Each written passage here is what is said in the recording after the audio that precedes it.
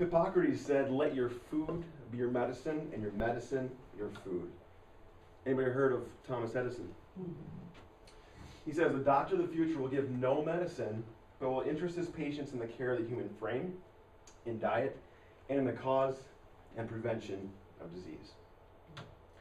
So, what we're talking about tonight are the basics of nutrition. We're going to talk about the good, we're going to talk about the bad, and we're going to talk about the ugly. Now, again, this is just an intro. We have advanced classes scheduled, and this is what we're looking at for the rest of the year. In August, we're going to talk about buying organic and whether or not it's really worth it. September, we're going to talk about anti-aging supplements. October 27th, the truth about dairy, gas. November, reading labels more than meets the eyes. November, we're going to talk about family meal planning, so family foods. And then December, we're going to talk about weight loss and, of course, goal setting for the New Year's resolution, just in time. Now, ground rules for tonight. This is supposed to be a fun evening. You've selected one of the really the least uplifting messages there is to tell, because nutrition today is very sad. But I'll still do my best to make it fun. It's going to be interactive. I'm going to be asking some questions. I'll be giving away a few prizes here and there. All I ask is that you participate, and I'll make it really easy. I'll only make fun of a few of you. That's it, just a few. But again, I am going to go through this at groundbreaking speed. I mean, I'm going to be flying through this. I've got over 2 hours worth of material. I'm going to try to condense it down to 45 minutes. So if I do get going too fast, slow me down. I am going to ask that you guys hold your questions. You've got paper here to write notes on. Hold them until the end or a break. And there's going to be plenty of time for a Q&A for those who have questions. If you have a question and you're not comfortable asking it, we've got a basket up here that I'll give to Val. And you just hand it to her. That way I don't know who it's coming from. Cool? Any questions before we start? Grandma Lee, are you ready? Yeah. Let's do it. So again, review. We're going to talk about the good, we're going to talk about the bad, and we're going to talk about the ugly. Starting with wellness. I just met some at the restaurant. This is my sideways. I paid very high dollar for this pointer. Until next time, this will do. Please understand that wellness has a lot that's involved in wellness. We're going to talk about one small slice of the pie, nutrition. You have to understand your nervous system is part of it, fitness is part of it, stress management is part, spirituality, positive mental attitude, having healthy relationships, and ergonomics or posture. Those are all critical components of your overall wellness. If you have only 1 or 2 slices of that pie completed, you're not going to be very healthy. Remember, we're just talking about nutrition tonight, okay?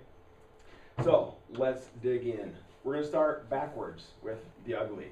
So stats, and this is pretty grim, and this is I'm going to fly through. We're going to hit bullet points. The S.A.D diet, standard American diet.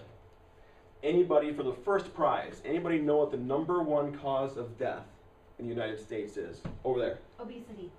Close, but not correct.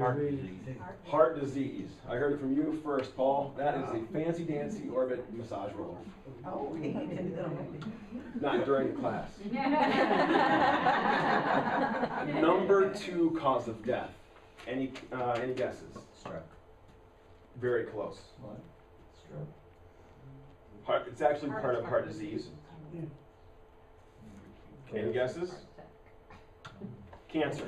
I was thinking that. Gotcha. Do these diseases have anything to do with what you put in your body? Yes. Absolutely. So let's go through some stuff. What are the effects of poor nutrition? 67% of all deaths in the United States are a result of diet. Diseases such as cancer, arthritis, obesity, heart disease have been linked to nutrition, or really a lack thereof. Cancer, #2 cause of death. And despite billions of dollars spent on research and treatment, cancer rates are rising, aren't they? In 1973, 2 out of 10 or 1 out of 5 people had cancer. Everybody stand up for a second.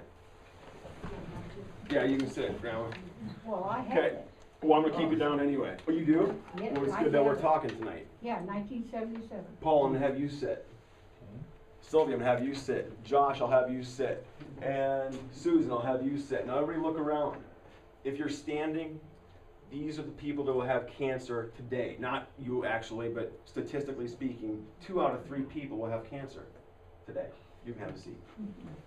That's frightening. The reason I am in chiropractic today is because my sister died of cancer. That's a story for a different day.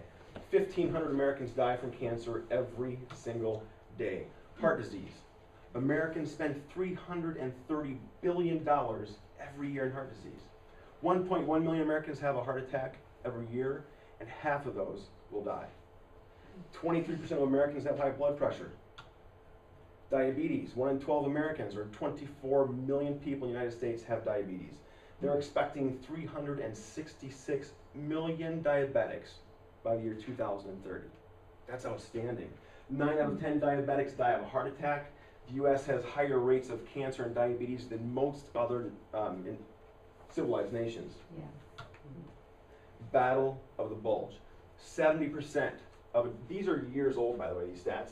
70% of the U.S. is overweight. Now it's closer to 30 or 40%. I haven't heard the last statistics. Are obese. Being obese triples the risk of heart disease. It increases your risk of developing diabetes tenfold. This last one is staggering. The premature death rate for inactive obese women is 142 times greater compared to the average American. But it's not just adults, it's our kids. The #1 killer of kids is cancer. By the age of 3, children have fatty deposits in their arteries. By the age of 12, 70% have early stages of atherosclerosis, hardening of the arteries. 2 in 3 children are obese. We have a problem, guys. We have a problem. It's a big problem. Research shows that 60% of overweight 5 to 10-year-olds have at least one risk factor for heart disease, diabetes, hyperlipidemia, elevated blood pressure, and insulin levels. It is estimated that excess weight and physical inactivity account for up to 31% of all premature deaths. That is not a small problem. In fact, it's a huge problem. It's what's leading to today's healthcare crisis. Is anybody surprised that the United States is in a healthcare crisis? Yeah, it's old news by now. Here's the crisis. A conservative estimate says that we spend $40 billion a year on obesity. Diet pills alone are a multi-billion-dollar industry. Tell me about this one. What is the 3rd leading cause of death in the United States? Diabetes. Good guess? Obesity. How about for some more knuckles? Obesity. Obesity? No. Heart, stroke. No. Accidents. No. Good guesses. Keep Okay, coming. we have cancer, heart. This is going to surprise you all. Diet pills. Okay. The Over medication. Lipo. Medicine. Medicine. Medicine. Aha. Now, Misuse of this is coming from JAMA, Journal of American Medical Association. This is from 2001, annual cost of medical intervention. In-hospital ADRs, adverse drug reactions, caused 106,000 deaths or $12 billion to the United States. There were 88,000 deaths for infection, causing $5 billion. Outpatient adverse drug reactions, 199,000 deaths, $77 billion it cost us.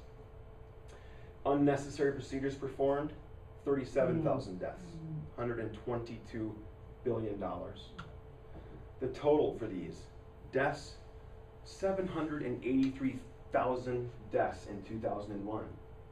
That's a cost of $282 billion. This study is performed by Gary Null. Now, the equivalent of this is 2 jumbo jets crashing every single day and everybody on board dying.